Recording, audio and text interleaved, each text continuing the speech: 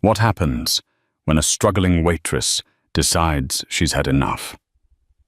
For 22-year-old Annalise Wright, one single moment of courage gently scolding the city's most arrogant heir in the middle of a packed restaurant should have cost her everything. She expected to be fired, to be blacklisted, to fall even deeper into desperation. Instead, the next morning, a $500,000 Rolls-Royce Phantom pulled up to her run-down apartment building. The chauffeur didn't have a lawsuit or a termination letter. He had a single, chilling instruction: "Mr. Sterling sent me to take you home." But it wasn't the home she left that morning. This is the unbelievable true story of how one waitress's quiet dignity ignited a war within a billionaire dynasty, uncovering a web of secrets and lies that threatened to destroy them all. The Gilded Spoon wasn't just a restaurant, it was a theater. Located in the heart of downtown Chicago, nestled between art galleries and historic brownstones, it was where the city's elite came to perform their lives. The clinking of Christofle silverware against Bernardaud china was the applause, the hushed, important conversations were the script, and the staff were the silent, invisible stagehands.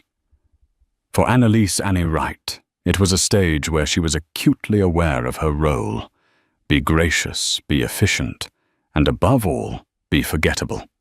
At 22, Annie wore the restaurant's starched black uniform like a suit of armor. It shielded her from the condescending glances and hid the exhaustion that clung to her bones. Every dollar she earned, every tip she pocketed, wasn't for new clothes or nights out with friends. It went into a fiercely guarded savings account, a lifeline for her younger sister Lily. Lily, at 16, was fighting a battle far bigger than Annie's: a rare autoimmune disorder that required experimental treatments with price tags that looked like phone numbers. So Annie smiled. She smiled when a customer complained their still water wasn't wet enough. She smiled when a woman in a Chanel suit snapped her fingers in her face. She smiled because Lily's future depended on it. Tonight, the theater was at full capacity. The air hummed with the low thrum of power and privilege. Annie moved through it all with a practiced grace her tray held high, a delicate ballet of dodging, pouring, and serving. Her station included Table 7, the most coveted and dreaded table in the house. It was tucked into a velvet-lined alcove, offering privacy and a sense of superiority. And tonight it was occupied by Tom Sterling and his entourage. Tom Sterling wasn't just rich, he was an heir to a legacy. His grandfather, Alistair Sterling, was a titan of industry, a man who had built a global logistics empire from nothing. Tom, however, had built nothing but a reputation for arrogance and excess. He was handsome in a cruel, sharp way, with eyes the color of a frozen lake and a smirk that seemed permanently etched on his face. He treated the Gilded Spoon as his personal clubhouse and its staff as his serfs. The evening had started as it always did with Tom, on a note of discord. He'd sent back a $500 bottle of Chateau Margaux, claiming it was corked, though the sommelier had discreetly tasted it and found it perfect. He'd complained about the ambient lighting, the volume of the music, and the thread count of the napkins. Annie, along with the rest of the staff, absorbed his critiques with placid nods and apologetic murmurs. Her manager, a perpetually sweating man named Mr. Henderson, orbited the table, offering complimentary appetizers and obsequious apologies. "It's just a performance." Clara, another waitress and Annie's only real friend at the restaurant, had whispered to her by the service station. "He needs to feel like a king. Just let him have his little tantrum." Annie nodded, but something coiled in her stomach. It was the injustice of it. Men like Tom Sterling lived in a world without consequences, cushioned by a mountain of money, while she fought tooth and nail for every penny to keep her sister alive. The breaking point didn't come from a slight against her. It came, as it often does, from a cruelty directed at someone who couldn't fight back. Marco, a young busboy working his first ever restaurant job, was clearing a neighboring table. He was nervous, his hands not yet accustomed to the weight of heavy plates. As he pivoted, his elbow barely grazed the back of Tom Sterling's chair. It was a feather-light touch, so insignificant that no reasonable person would have even registered it. Tom flinched as if he'd been struck. He spun around, his face a mask of theatrical outrage. "Watch it, you clumsy oaf," he snarled. The entire restaurant seemed to fall silent. The hum of conversation died, replaced by a tense, expectant hush. Marco froze, his face draining of all color. He looked barely 18, his eyes wide with terror. I'm so sorry, sir. I apologize. It was an accident." "An accident?" Tom laughed, a short, barking sound devoid of humor. He looked at his friends, a trio of equally smug young men and women. An accident could have been my jacket being soiled. An accident could have been my drink spilling. This was incompetence. Are you so utterly witless that you can't even navigate a simple dining room? Mr. Henderson scurried over, his face pale. "Mr. Sterling, my deepest apologies. Marco is new. It won't happen again." "It better not," Tom said, his voice dripping with venom.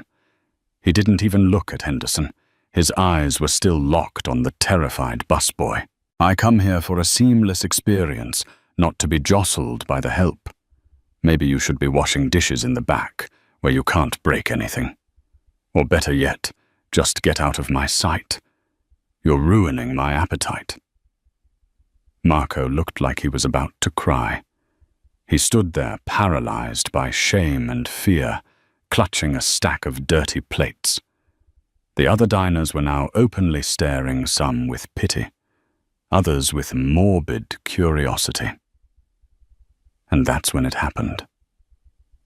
Something inside Annie, a dam of carefully constructed patience and professional detachment, finally broke. She saw Lily's face in her mind, the way she faced her own terrifying reality, with a bravery that humbled Annie every single day. And then she looked at Marco, at this boy being publicly flayed for a non-offense, and she couldn't stay silent. She couldn't be forgettable anymore. She placed her tray on a nearby service stand, straightened her back, and walked calmly toward table 7. Henderson saw her approaching, his eyes widening in horror, silently mouthing, "No, no, no." Annie ignored him. She stopped beside the table, her presence quiet but unyielding. She didn't look at Tom at first. Instead, she turned to Marco. "Marco," she said, her voice soft but clear enough to carry in the silent room. "You can take those back to the kitchen. It's okay." Marco looked at her, his expression a mixture of confusion and gratitude. He gave a jerky nod and practically fled the scene. Only then did Annie turn her gaze to Tom Sterling. His smirk was gone, replaced by a look of sheer disbelief. Who was this waitress, this non-entity to intervene? "Excuse me," he said, his voice dangerously low. "Did I give you permission to speak?" Annie met his icy gaze without flinching. Her heart was hammering against her ribs, a frantic drumbeat of adrenaline and fear. She could feel every eye in the restaurant on her. She knew she was likely sacrificing her job, her precious vital income. But the words came anyway, not from a place of anger, but from a deep, unshakable well of conviction. "With all due respect, sir," she began, her voice retaining its gentle, even tone. "No one's permission is required to show a little basic human decency." One of Tom's friends let out a shocked gasp. Mr. Henderson looked like he might faint. Tom stared at her, utterly nonplussed. He was used to shouting matches, to tears, to fear. He wasn't used to this quiet, dignified rebuke. "What did you just say to me?" I said. Annie repeated, her voice steady, despite the trembling in her hands. "That he is a young man, doing his best at a new job. He is a person, not an obstacle in your path. The same way I am a person, and our manager is a person, and the chef who cooked your meal is a person. We are all people, Mr. Sterling, and we all deserve to be treated with a measure of respect, regardless of our station." She didn't raise her voice. She didn't lecture. She simply stated a truth, plain and unadorned. It hung in the air, more powerful than any insult he could have thrown. The room was so quiet, you could hear the fizz of champagne in a glass 2 tables away. Tom Sterling, for the first time all night, maybe for the first time in his life, was speechless. He opened his mouth, then closed it. The shock on his face curdled into a dark, simmering rage. He was being scolded. Gently, politely, but undeniably scolded. In public. By a waitress. Finally, he found his voice. It was a low, menacing whisper. "Get your manager. You're finished." "I'm sure I am," Annie replied with a sad, small smile. She gave a slight nod. "Enjoy the rest of your evening, sir." She turned and walked away. Her head held high, her legs feeling like jelly.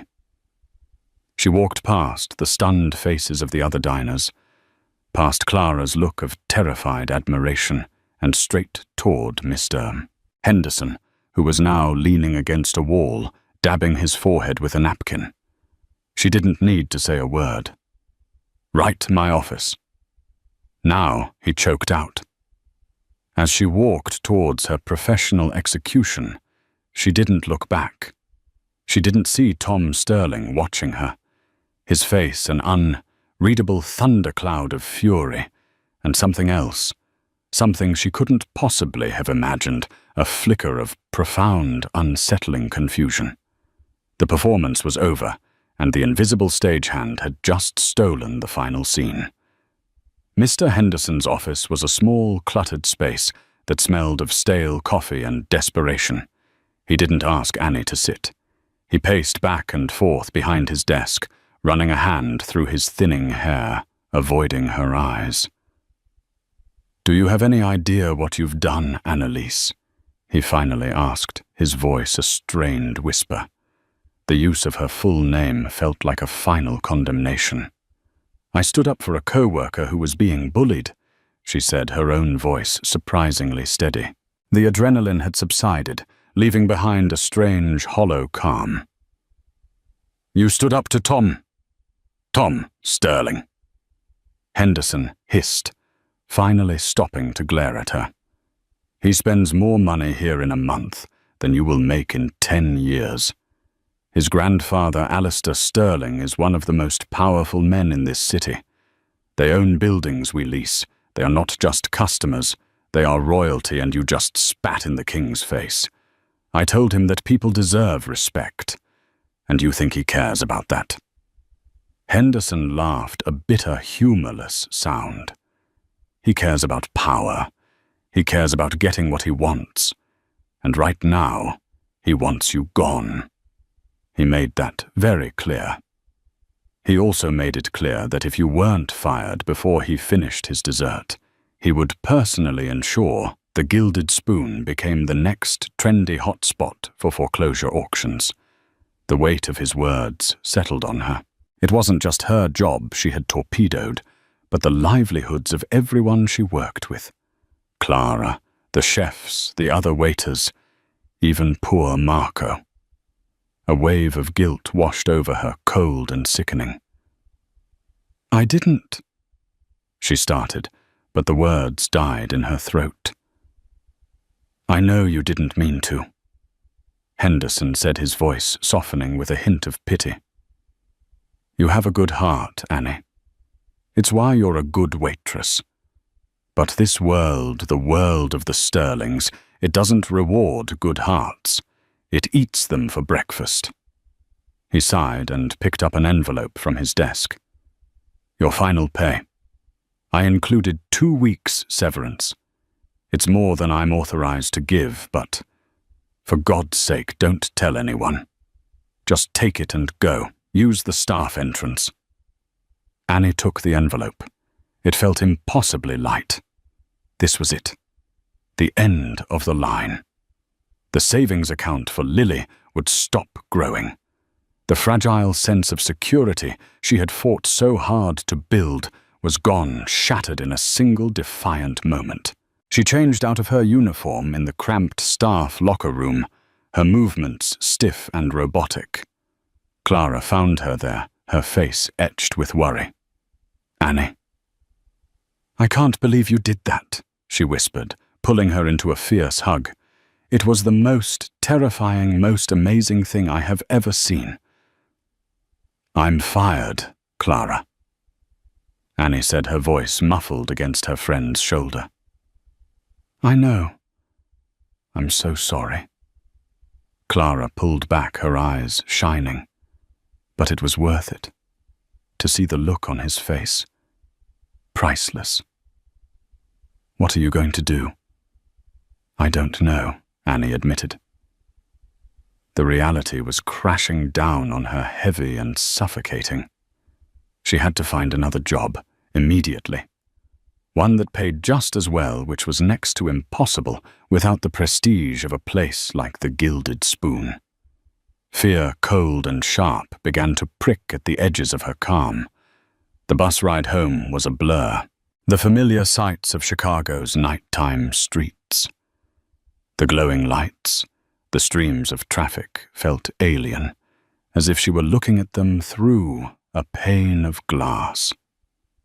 She lived in a worn-down 3-flat in Pilsen, a world away from the gleaming towers and velvet alcoves of her former job. The apartment she shared with Lily was small, the furniture second-hand, but it was clean and it was home. She let herself in as quietly as possible. Lily was already asleep, her breathing soft in the dim light of the living room, where she slept on a pull-out couch to be closer to the kitchen and bathroom. Annie stood over her for a long moment, her heart aching.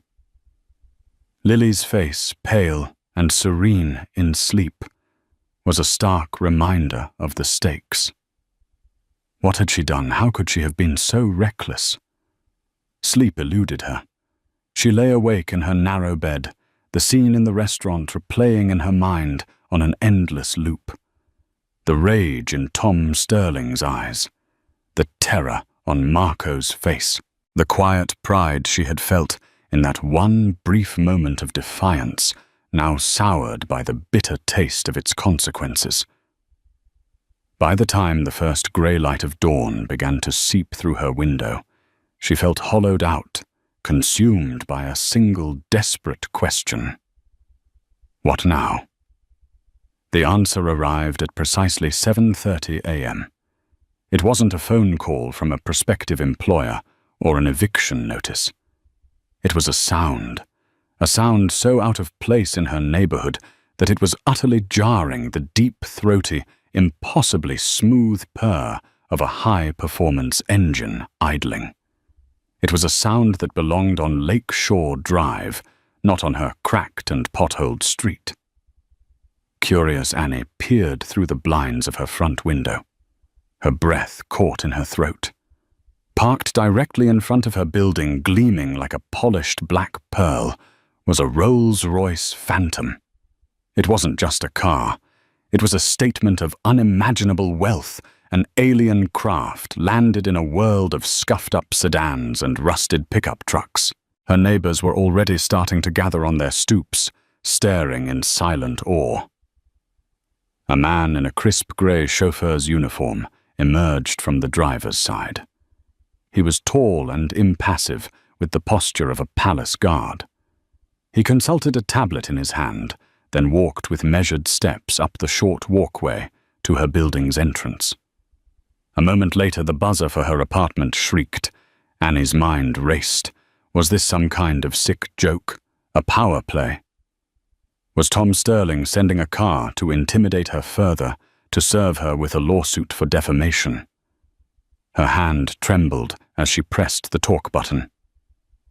"Hello, Miss Annalise Wright." The voice was formal, British and utterly calm. "Yes, my name is Arthur. Mr. Sterling sent me. Please come down. I'm here to take you home." The words made no sense. Take you home. She was home. What could he possibly mean? Fear warred with a dizzying sense of confusion. I don't understand." "What, Mr. Sterling?" she asked, though she knew the answer. "There is only one Mr. Sterling that matters this morning. Miss," the chauffeur replied, his tone unchanging. "He is expecting you. Please do not keep him waiting." The line went dead. Annie stood frozen in her small living room, the chauffeur's words echoing in the silence. This was insane. It had to be a mistake. Or worse, a trap. She should ignore it. Lock the door, close the blinds, and pretend it never happened. But then she looked over at the couch where Lily was still sleeping, blissfully unaware. The medical bills were piled on the small kitchen table, a monument to their precarity. Her severance pay wouldn't even cover the next co-payment. She was jobless, desperate, and out of options. What did she have left to lose? With a deep, steadying breath, she made a decision. She scribbled a quick note for Lily. "Had to go out. Something came up. Will call you soon. Love you," and placed it on the pillow. She changed out of her pajamas and into the nicest, simplest clothes she owned, a pair of dark jeans and a plain black sweater. She looked at herself in the small, cracked mirror by the door. She saw a scared young woman with defiant eyes. It would have to be enough. Walking out of her building and toward that magnificent, terrifying car felt like stepping into another reality. The chauffeur, Arthur, opened the rear door for her without a word. The interior was a cavern of soft, cream-colored leather and polished wood that smelled faintly of money and power. The door closed with a soft, satisfying thunk, sealing her inside, shutting out the world she knew. As the Rolls-Royce pulled away from the curb with impossible smoothness, leaving her stunned neighbors and her entire life behind, Annie felt a profound sense of unreality. She had no idea where she was going or why. She only knew that the man she had publicly defied, the arrogant Prince of Chicago, had summoned her. The black car moved silently through the city streets, a phantom carrying her toward an unknown fate. And for the first time, she wondered if she had made a terrible, irreversible mistake. The journey was a silent one. Arthur navigated the Chicago traffic with an unhurried expertise. His eyes focused on the road, offering no conversation. Annie sat bolt upright in the plush leather seat, her hands clenched in her lap. They left the familiar grid of the city, moving north along Lake Shore Drive. The blue, sprawling expanse of Lake Michigan on her right was a calming presence against the storm of anxiety in her chest. They passed the gleaming skyscrapers of the Gold Coast and continued into the opulent suburbs of the North Shore, where the houses transformed into estates hidden behind stone walls and ancient trees. Finally, they turned onto a private road marked by an understated but formidable wrought-iron gate that swung open silently as they approached. The road wound through a meticulously manicured landscape of rolling hills and copses of oak trees that looked as if they had been arranged by a master painter. At the crest of a hill, the Sterling mansion came into view. It wasn't a house, it was a testament, a sprawling limestone palace that combined classic European architecture with imposing modern wings of glass and steel. It looked less like a home and more like a private museum or the headquarters of a small, wealthy nation. The Rolls-Royce glided to a stop in a grand circular driveway, centered on a massive bronze fountain. Arthur opened her door. "They are waiting for you in the solarium, Miss Wright." "They..." The word sent a fresh spike of apprehension through her. She was led not through the towering front doors, but along a stone path that wound through an immaculate rose garden. The air was sweet with the scent of blossoms. They entered through a set of French doors into a vast, glass-walled room filled with exotic plants, comfortable-looking wicker furniture, and the soft sound of trickling water from an indoor koi pond. The room was bathed in morning light, a stark contrast to the darkness of her fears. A man stood with his back to her, examining an orchid. He was tall and lean, with a full head of thick silver hair. He wore a perfectly tailored grey suit that spoke of quiet generational wealth, not the flashy labels Tom preferred. When he turned, Annie was struck by his eyes. They were the same frozen lake blue as his grandson's. But where Tom's held arrogance, this man's held a penetrating, analytical intelligence. He looked at her, not like a waitress, but like a complex problem he was trying to solve. This was not Tom Sterling. "Miss Annalise Wright," he said. His voice was a deep, cultured baritone, the voice of a man accustomed to absolute command. "Thank you for coming. I am Alistair Sterling." Annie's mind reeled. Alistair Sterling, the patriarch, the founder, the titan of industry, who was spoken of in the business pages with a kind of mythic reverence. She had expected the spoiled prince, not the formidable king. "Sir," she managed her voice barely a whisper. I thought your grandson. Tom believes you are here at his behest." "A convenient, if temporary, fiction," Alistair said, gesturing to a chair opposite him. "Please sit. Would you care for some coffee?" She shook her head, too nervous to even imagine swallowing. She sat on the edge of the cushion, her back ramrod straight. Alistair Sterling took the seat opposite her, steepling his fingers. He studied her for a long, silent moment. It was the most unnerving scrutiny she had ever endured. "I imagine you are wondering why you are here," he finally said. "I assume it's about last night," Annie said, finding a sliver of her lost courage. "I'm aware I've been fired. If your grandson intends to take legal action..." Alistair raised a hand, cutting her off. "My grandson is a fool, a product of his environment, which I admit is largely my fault.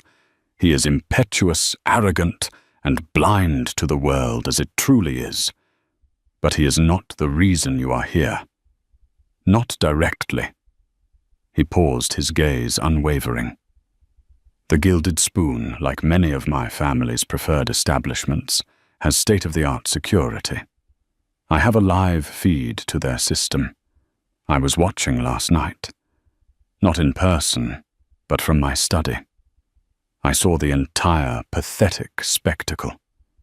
Annie felt a blush creep up her neck. The humiliation of her firing witnessed by the man at the very top of the food chain. "I saw my grandson's boorish behavior." Alistair continued, his voice cold and precise. "I saw your manager's spineless capitulation, and I saw a young, terrified busboy be publicly humiliated for nothing. Then I saw you." He leaned forward slightly, his eyes boring into hers. "You did not shout. You did not cry. You did not cause a scene. You walked over. You corrected an injustice with quiet dignity. And you spoke a simple, unassailable truth to a man who has never had to listen to one. You did so knowing with absolute certainty that it would cost you your livelihood. I have run a global corporation for 50 years, Miss Wright. I have negotiated with union bosses, hostile governments, and corporate raiders. I know courage when I see it. It is the rarest and most valuable commodity on earth. Annie stared at him dumbfounded. This was not the conversation she had been expecting. My grandson Alistair said the name spoken with a deep, resonant disappointment is my heir. He will one day be responsible for the jobs of over 50,000 people. He will be the custodian of a legacy I have spent my entire life building. And he is a walking, talking liability. His arrogance makes him predictable. His lack of empathy makes him weak. He is surrounded by sycophants who tell him he can do no wrong, and he believes them. Last night was not an anomaly. It was a symptom of a deep and dangerous rot. He stood and walked over to the glass wall, looking out at his perfect, sprawling kingdom. I have tried everything, he said, his voice softer now, almost to himself. The best school's mentors from the board of directors, even ultimatums. Nothing penetrates the gilded cage he lives in. He doesn't understand the value of $1 because he's never had to earn one. He doesn't understand the meaning of respect because he's never had to show it. He turned back to face her, a new intense light in his eyes. But you, he said, pointing a finger at her. Last night, for a brief moment, you got through. I saw it on his face after you walked away. It wasn't just anger. It was confusion. It was the shock of a man who had just touched an electric fence for the first time. You introduced a variable into his carefully controlled equation, and it fascinated me. He walked back and stood before her, a towering figure of immense power. That is why I sent the car, Miss Wright. Not Tom. Me. Tom is at this moment likely fuming in his wing of the house, wondering what is taking his chauffeur so long to deliver his victim for a final gloating lecture. Alistair smiled a thin, wolfish expression. He is about to be very disappointed. He paused, letting the weight of his words settle. Annie felt as if the world had tilted on its axis. The Rolls-Royce wasn't a threat. It was a summons. The confrontation wasn't over. It was just beginning, and she had been unknowingly recruited into a war she didn't understand. I have a proposition for you, Annalise. Alistair. Sterling said, his voice dropping. An unconventional one, to be sure. It involves my grandson, this family, and a problem that all my money has been unable to solve, and it will require every ounce of that courage I witnessed last night. The solarium was quiet, save for the gentle burble of the koi pond. Annie's mind struggled to keep pace with the bizarre turn of events.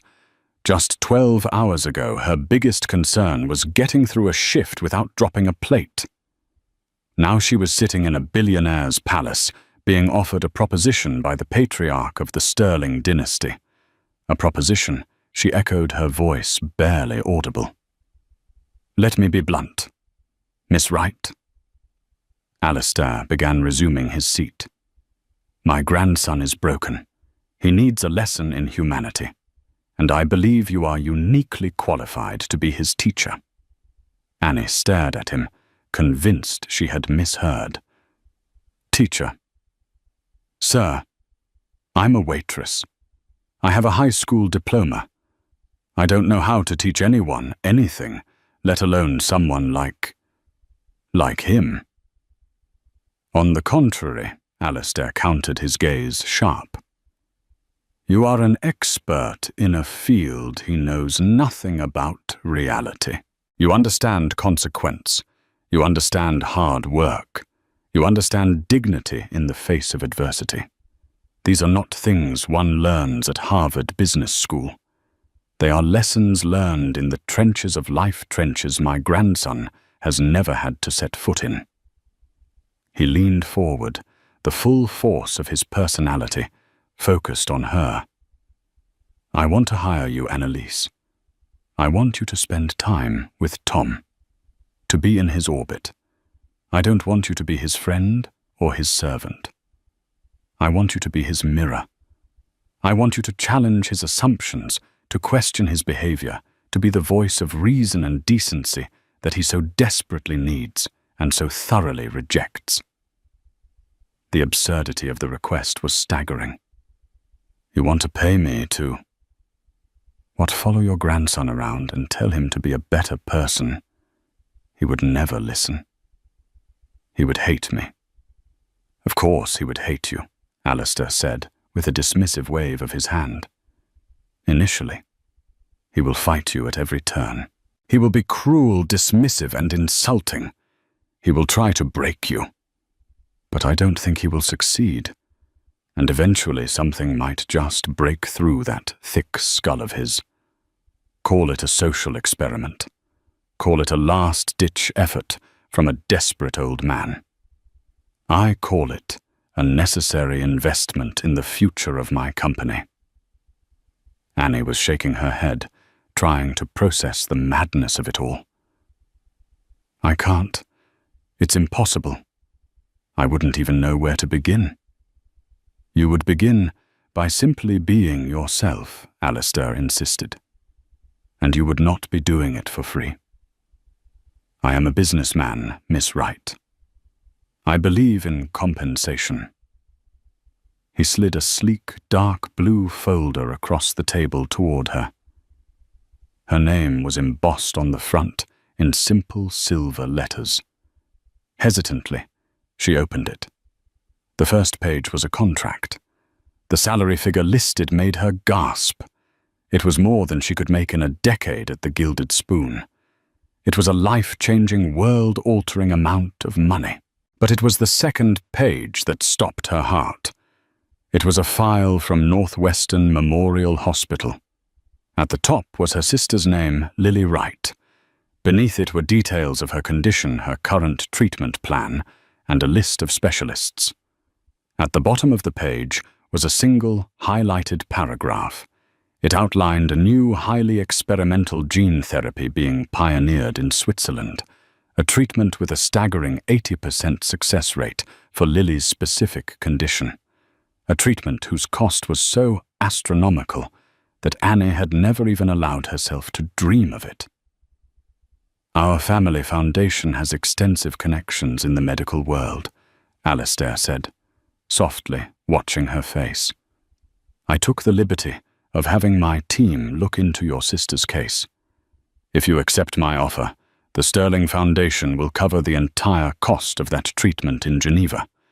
Transportation, accommodation, the procedure itself. Everything. No debt, no strings. We will fly her there on a private medical jet as soon as the arrangements can be made. Annie stared at the paper, the words blurring through a sudden film of tears. Switzerland. A cure. An 80% chance that Lily could have her life back. A life free from pain, free from hospitals, free from the constant fear that haunted their family. It was a miracle wrapped in a business proposal. It was everything she had ever prayed for, being offered to her in exchange for entering a viper's nest. She looked up from the folder, her mind a whirlwind of hope and terror. Why, she asked, her voice thick with emotion. Why would you do all of this for a stranger? For me, Alistair's expression was unreadable. Because my legacy is at stake. And because, as I said, I know courage when I see it. You showed it for a busboy you barely knew. I am merely betting that you can show it for the future of an empire. And more importantly, for your sister. He paused. The world is not a fair place, Miss Wright. I have the power to make it a little less unfair for you and your sister. In return, I need you to do something for me that no one else can. The choice was no choice at all. Her own comfort, her own pride, even her own safety. None of it mattered when weighed against Lily's life. To say no would be to slam the door on a miracle. She closed the folder and pushed it back across the table. Her hand steady now. I accept. Alistair Sterling allowed himself another one of his thin, predatory smiles. Excellent. The contract is for an initial period of 6 months. Your duties are flexible. You will have a suite of rooms here in the main house. A generous expense account will be provided. Your only key performance indicator, so to speak, is to effect a measurable change in my grandson's character. Arthur will show you to your quarters. As if on cue, the chauffeur appeared silently at the door. There is one more thing, Alistair said, as Annie stood up to leave. Tom, we need to inform him of this new arrangement. I think it's best we do it together. Rip the bandage off, as they say. A few minutes later, Annie found herself standing beside Alistair in a vast, hyper-modern living space that was clearly Tom's domain. It was a sterile symphony of chrome glass and black leather. A massive television covered one wall, and a fully stocked bar occupied another. Tom was pacing in front of a floor-to-ceiling window overlooking the lake, a phone pressed to his ear. He was dressed in casual but expensive athletic wear, looking like a panther in a cage. I don't care what he said, I want her here, Tom was snarling into the phone. Find out what the delay is. I'm not paying our driver to take a scenic tour of the slums. Just get her here now. He ended the call with a frustrated grunt and threw the phone onto a sofa. He turned and finally saw them. His eyes first registered his grandfather, and his expression shifted to one of wary respect.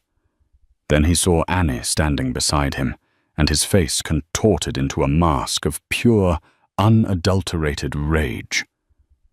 What the hell is she doing here? He spat, his eyes flicking between Annie and Alistair. Did you bring her here? I was handling this. Your method of handling things is precisely the problem we're here to discuss, Tom Alistair said calmly. What problem? Tom scoffed, taking a step forward.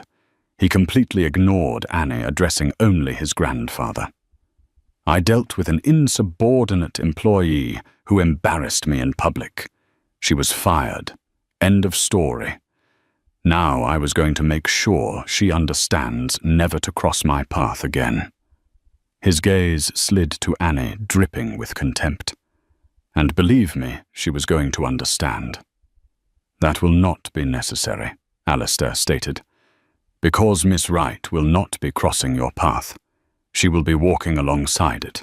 As of this morning, I have hired her. Tom stared, then let out a short, incredulous laugh. You hired her? As what, a new maid? Did she come here to beg for a job? No, Alistair said, his voice dropping to a dangerously quiet level. I hired her as an advisor. Your advisor.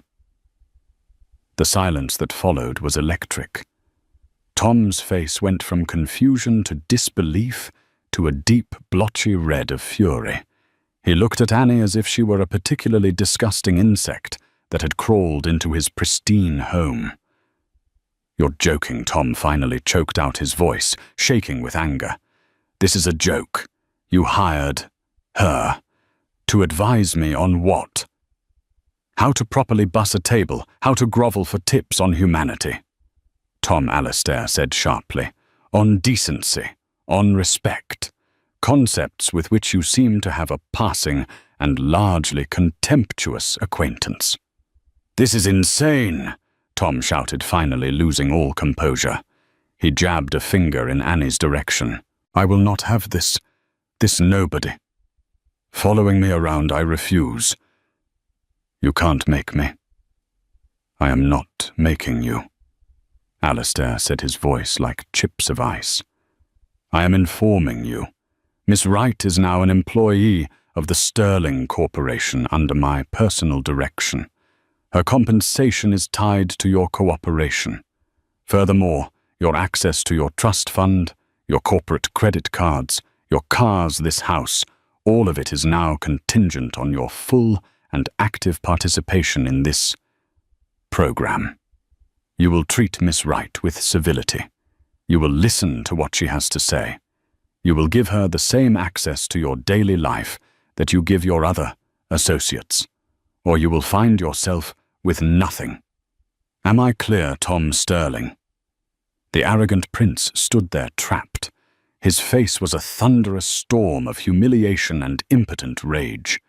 He was being checkmated by his own grandfather, with a waitress as the king piece. He turned his venomous glare on Annie, a look of such pure hatred that it made her flinch. "You will regret this," he whispered to her, a promise and a threat.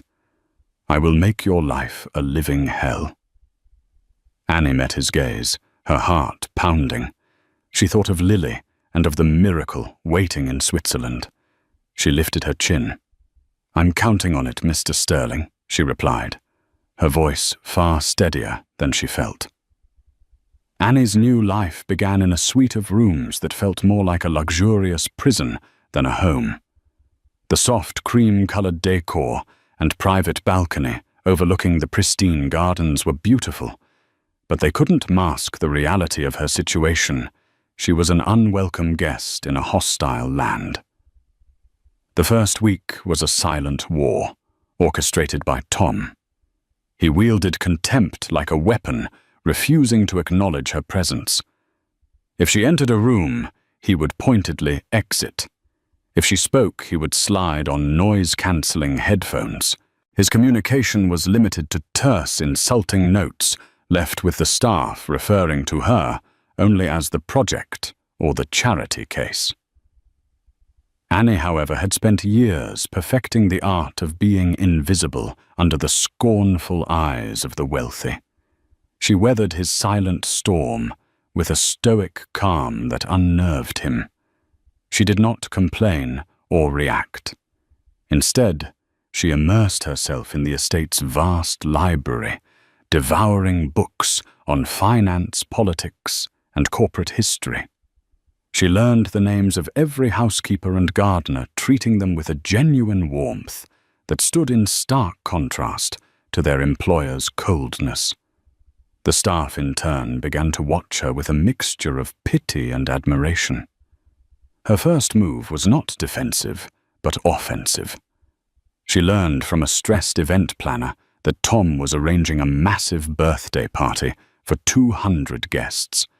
Seeing her opening, she found him lounging by the pool, the picture of aristocratic boredom, Mr. Sterling. She began, her voice even. "What is it?" he drawled without looking up from his phone. "Have you come to lecture me on the virtues of hard labor? I'm advising you to cancel your party," she said, ignoring the jibe. That got his attention. He sat up, glaring at her. "It's my birthday. Or is that not a custom where you come from?" "It's a bad idea because of the optics," she stated calmly. "I've been reading the business news. Sterling Industries is facing a potential hostile takeover from the Vanderbilts. Throwing a lavish party right now makes you look like a frivolous, out-of-touch heir. It sends a message of instability to the board and to shareholders. It's ammunition for Carter Vanderbilt." Tom stared, momentarily speechless. He had expected nagging, not strategy. "My grandfather put you up to this." "Your grandfather hired me to see your blind spots," she replied. "And this is a very large one.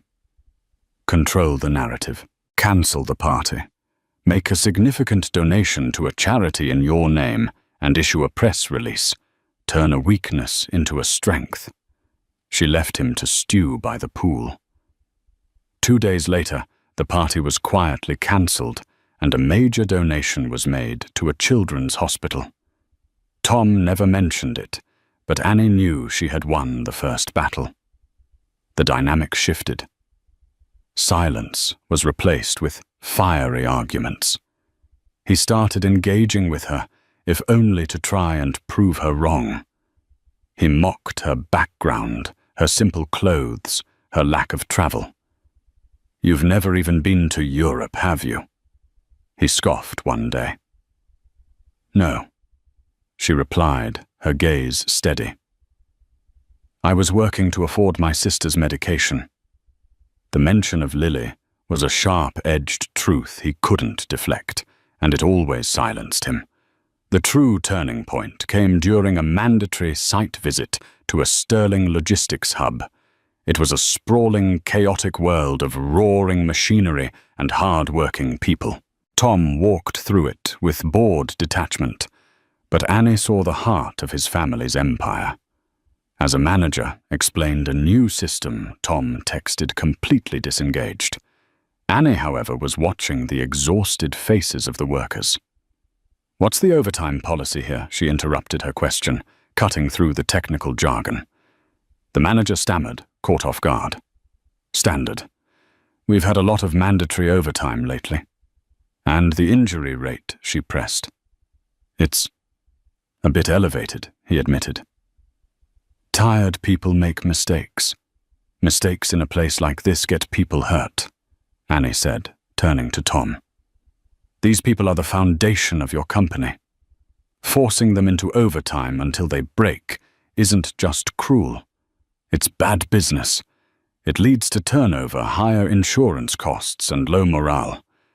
It's a vulnerability."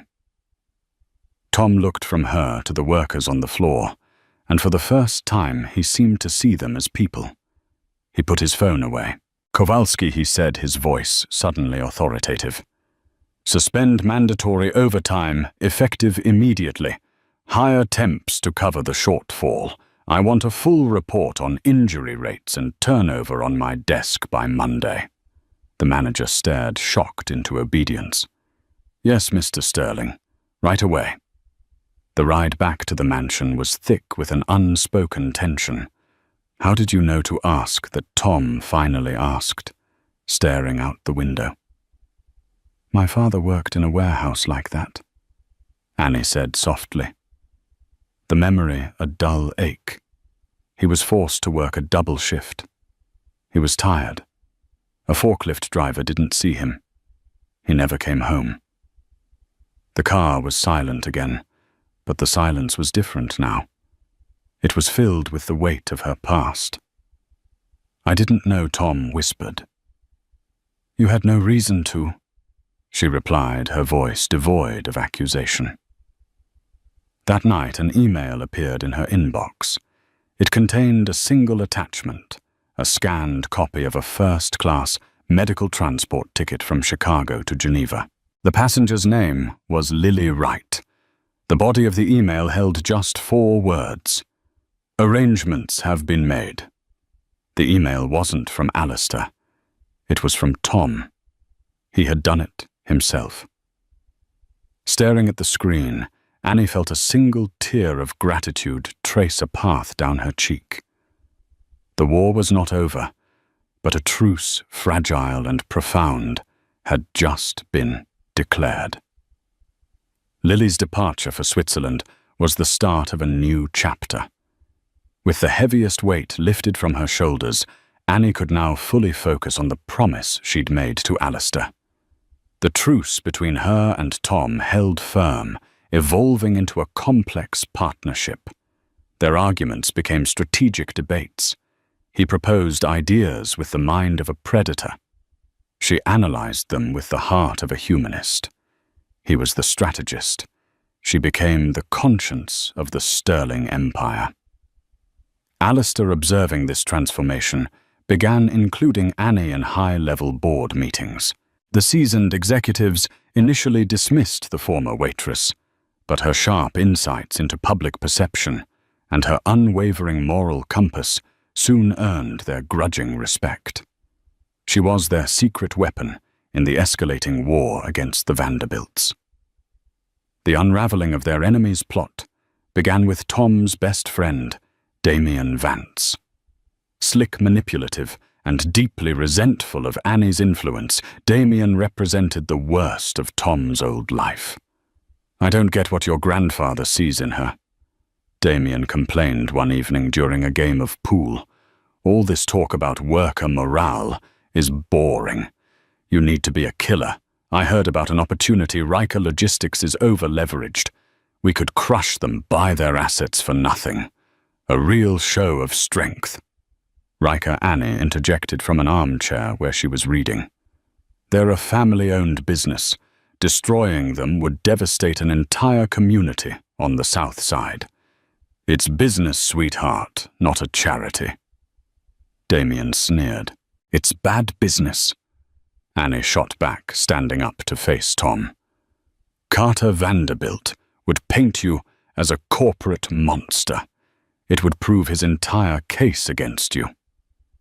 Tom hesitated, caught between his friend's toxic advice and Annie's clear-eyed strategy. That night, a cold suspicion kept Annie from sleeping. Damien's eagerness felt wrong. Using the research tools Alistair had provided, she began digging not into Riker, but into Damien himself. She peeled back the layers of his curated life and found the rot beneath a shell corporation holding most of his assets that was secretly owned by Vanderbilt Industries. Her blood ran cold. Damien wasn't just a bad influence. He was a mole, a spy paid to orchestrate Tom's downfall from the inside. She ran to find Tom, her heart pounding. He was in his study staring at the Riker acquisition proposal. "Don't do it," she gasped, holding out the tablet. "Look who he really works for." As Tom read, his face transformed from confusion to a pale, stony mask of betrayal. The man he had considered his brother was his greatest enemy. "I'm going to kill him," he whispered, his voice shaking with a cold rage. "No," Annie said, putting a hand on his arm, her calm a steadying force. "You're not. You're going to beat him. You're going to beat them all." The final showdown took place in the Sterling boardroom. On one side, Alistair, Tom, and Annie. On the other, Carter Vanderbilt and his team, there to launch their hostile takeover, certain of victory. As Carter began his speech on the need for mature leadership, the doors swung open. A terrified Damien Vance was escorted in by security. "What is the meaning of this?" Carter demanded, his composure shattering. Tom Rose no longer a boy playing king, but a man who owned the crown. "Carter, I believe you know Mr. Vance," he said, his voice commanding the room. "For years he has been your inside man, feeding me terrible advice. His latest suggestion was that I destroy Riker Logistics to prove my strength." He paused, then turned his gaze, now sharp and predatory, like his grandfather's, directly on Carter. "But my new advisor," he said, gesturing to Annie, "taught me to listen. So instead of crushing Riker, I invested in them. We signed a strategic partnership this morning, saving hundreds of local jobs. The press release is going out in 5 minutes. He had not only avoided the trap, he had turned it into a public relations masterpiece. The takeover bid was dead." The board stared at Tom with awe. Alistair watched his grandson, a single proud tear rolling down his cheek. "As for you, Damien," Tom continued, his voice dropping to ice, "you've committed corporate espionage. You will be prosecuted." Damien was dragged away, leaving Vanderbilt speechless and he defeated. Later that day, Tom found Annie on her balcony. "I got a call from Geneva," he said, his voice soft. "Lily's procedure went perfectly. They're very optimistic." "Thank you, Tom," Annie whispered. "For everything." "I should be thanking you," he replied earnestly. "You saved me. You saved this company." He took a breath. "My grandfather's contract was for 6 months. I was hoping you'd consider making it permanent. As my advisor. As my partner." The word hung in the air, shimmering with possibility. Annie looked down at the Rolls-Royce in the driveway, the vehicle that had brought her to this gilded cage. Her past was over. Her future, once a terrifying void, was now a landscape of infinite promise. She turned to Tom, her face breaking into a genuine, radiant smile. "I think," she said, "we're just getting started." Annalise's story isn't just about a waitress and a billionaire.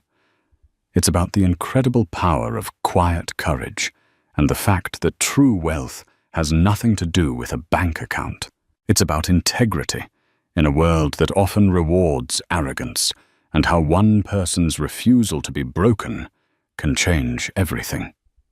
Lily's fight, Tom's transformation, and Annie's journey from a silent servant to a woman in control of her own destiny show us that our choices, not our circumstances, define who we are.